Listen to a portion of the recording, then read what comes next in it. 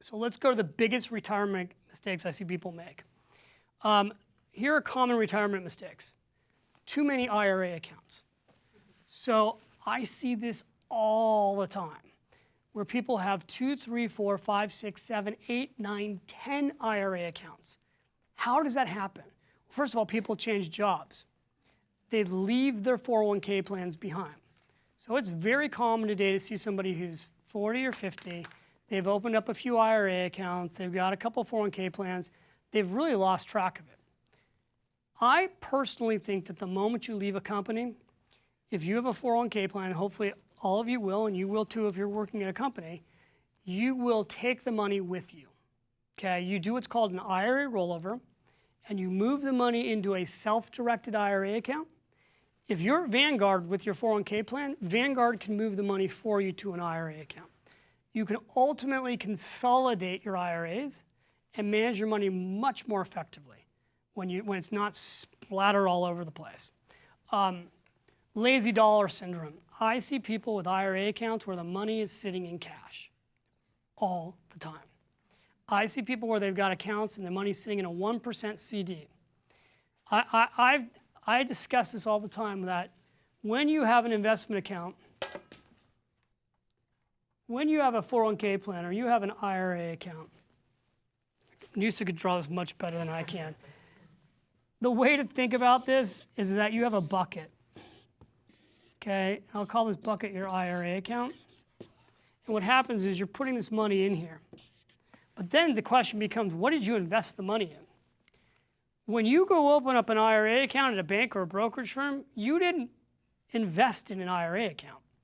All that is a holding account, and inside it's got the investments. People go to banks and they open up a bank IRA and they think, I have a bank IRA, it pays me 3%. No, you don't. You have an IRA account, they put you in a CD. I've had people go, you're out of your mind. I've had this for 10 years. I go call the bank, ask them what the money's in. I went through this in a class, and a guy came up to me in that class, and he said, the money was in nothing. I go, what have you been earning? He's like, nothing. How many years did it earn nothing for? He said, 4 years. The CD came due. They never called me. I just assumed it was earning something. He hadn't looked at his statement, wasn't paying attention, putting more money in, thought it was growing. Money did nothing. You think this doesn't happen to lots of people? It happens to people all over the time. So you got to go see what your accounts are in. Don't leave the money behind in old 401k plans. I don't have a bullet up here. But the fact that I'm telling you not to leave it behind, don't cash it out. Okay, so about 1 out of 3 people cash their 401k plans out when they leave. Single biggest mistake you will ever make. Don't cash it out and take a check. Don't take the check directly. Have it moved from the 401k plan directly to the IRA account so you don't pay taxes. If by some chance the company requires you to take a check, you have 60 days to get that money into an IRA account, or you will pay taxes on all the money and you will pay a 10% penalty. So let me go through that math again. You have 10 grand in a 401k plan and you cash it out. By the time you pay taxes and penalties, you're left with 5 grand. And the money stops growing, obviously. So don't do that. Underestimating the power of compound interest. I'm going to show you this right now. So this is the most important chart I ever saw when I was younger. It changed my life. There's $100,000. If you had a $100,000 investment and you invested it at 1%, here's what that money grew to. It grew to $110,000 in 10 years. In 30 years, that $100,000 at 1% grew to $134,000. Now let's go look at 4%. At 4%, $100,000 in 10 years grew to $148,000. In 30 years, it grew to $324,000. At 8%, $100,000 at 8% in 10 years doubles. That's a really good number to think about. I always ask myself, how long is it going to take me to double my money? And it's roughly 10 years at 8%. But what happens if I get the higher rate of return? I'm sorry, I said that wrong. If I'm at 1%, my money's doubling in 30 years. But if I go to 8%, Look at this. In 30 years, my money's gone up tenfold. You look at your IRA account, the difference in your retirement, like if you were going to look at these, this was like door number A, door number B, and door number C. Which of these would you want? You want this, you want the higher rate of return over here because the math is just astronomically different. So how are we going to get those higher? Oh wait, let me show you this if I take this out even further. Look at this in 40 years.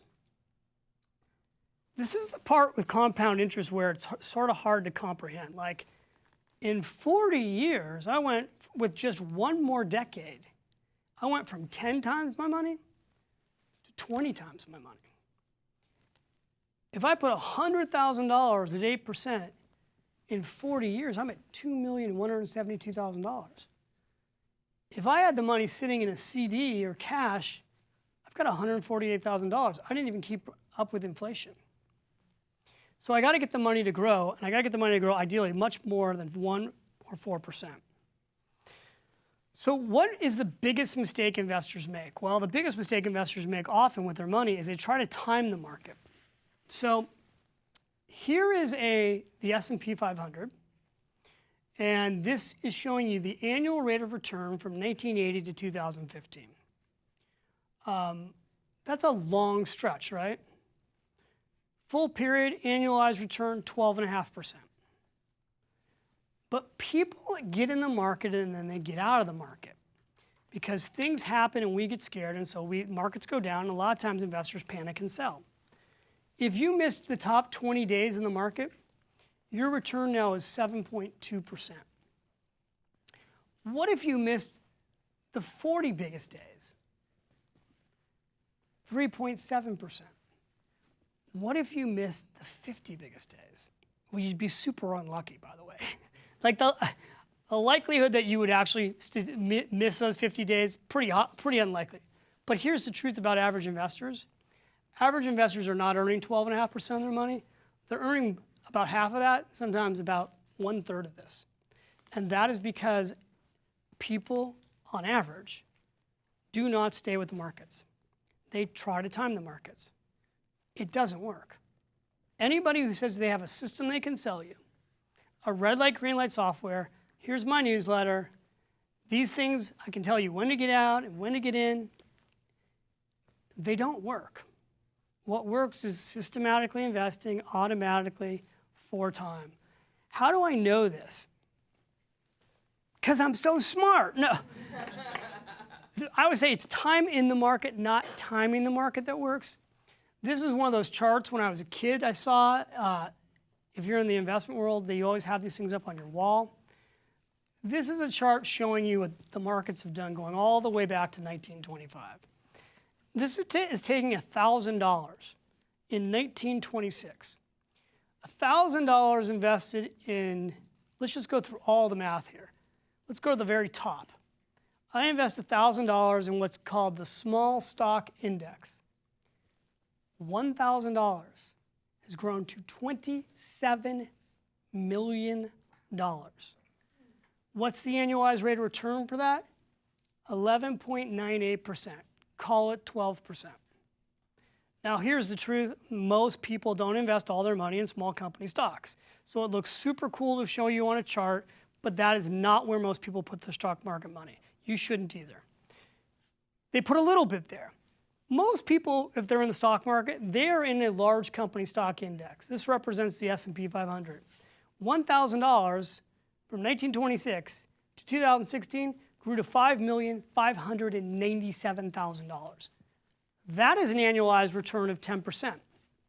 How many of you could live with 10%? Right? And people go, oh, you can't make 10% in the market. I don't know. Look at the charts. I mean, it all depends if you invest consistently and leave it alone. What other things do we have here? Here we have government bonds. $1,000 in government bonds grew to $98,000. That's a rate of return of 5%. By the way, 5% is not bad either, right? How many of you would be happy with 5%? What a greedy audience. Like, would you be happy with 5% at home? I'm late, I have to get. It's true. If you're late, you have to get more. But you know what? I'm so glad I just asked this question because here's the thing. when you're late, you should not be going for home runs. Because here's what happens when people are late. They think, I'm late, I need to be up here taking all this risk. Yeah. No, you don't. Because what happens is if you're late is I see people strike out all day long. So at your point in life, you don't need to be taking a risk up here. We'll talk about a blended portfolio here in a second. You need a combination of this, a combination of this. You're going to end up somewhere in between here. You need to be getting your 6 or 7 or 8 or 9%. Don't be taking a lot of risk, because if you take too much risk now, you don't have the time to start all over again. Oh, okay. So actually, as you get older, even if you're playing catch-up, we're not looking for home runs, we're looking for singles. This just shows you what you need from inflation, by the way. If you had $1,000 in 1926, you need $13,000 today to equal it. Wait another thing. The only reason all this matters is actually the stuff costs more. How many of you guys, well, actually, this is San Francisco. Maybe nobody drove here in a car. Did anybody drive in a car? Okay. How many of you drove here in a car that cost, well, so I'll do this another way. When I was a kid, my parents' first home cost $27,000. How many of you drove here in a car that cost more than that? You did. You did. Yeah, no joke. Most people are driving cars that cost more than the first home I grew up in. And that wasn't that long ago. So like, you know, I always say the day's gonna come when the average car is gonna be $100 grand. People used to laugh at that, but it's gonna happen. So that's what inflation does. 5 things that you need to know with a market correction. Be patient. Markets go down and markets go up. I can promise you for a fact, the markets are gonna go down at some point. We've been up for 7.5 years. We're due for a correction. When markets go on sale, the key is don't panic and realize that now they're on sale. In 2009, when the markets completely tanked, I wrote a book called Start Over, Finish Rich. And I went all across America saying, this is the greatest sale of our lifetime. You can buy homes at below replacement cost, and the market's, you know, down. Market was like at 7,000. We're now at 19,800, I think. People are like, oh, the markets are never going to recover. Every time the markets go down, people are like, the markets are never going to recover. Markets always recover. So be patient. Don't overthink it. Turn off the news. Fight your instincts. Stay diversified. Leave it alone. If you have a financial advisor, work with that financial advisor. Really, the key to building wealth, and it's the hardest key to remember, is this. It's decades, not days. People who sell you investment advice want you to think it's all about the next 6 months, the next 12 months. It's decades. And some of you are going, oh, but you're like getting upset, but like, you're going to live 40, 50 more years. You may not want to work 40 or 50 more years, but we're going to live a lot longer, and we're also really a lot healthier. Most important decisions, again, the contributions that you make. I want to give you a quick example here.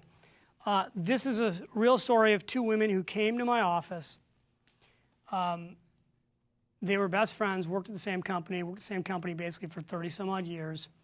When the 401k paperwork, because it used to be paperwork, wasn't all online, came around, Betty signed up and she put 15% into the plan. She went home, her parents said, you need to do this, you can't afford not to. She did it. Lynn put 4% into her plan. They worked at the same company, same type of job, same type of income, 3 decades long. Betty came into my office, she was able to retire. Lynn came into my office, they came to the same appointment, they just came in separately. Lynn's like, I know, here's my amount. You know, I didn't do as well as she did. Can I retire? Can I take the package? Because they were being given retirement packages. I'm like, no, you probably got to work another 10 years, at least 5 more years. So all based on one decision made 30 years earlier. Most people, when they make a decision on their 401k plan, they never look at it again. It is a one-time decision that changes the course of your destiny. And the only thing that gets you to change the decision is you quit your job, you leave your job, or someone like me comes along and hits you upside the head 10 different times a Sunday, and you change your mind and you do something different.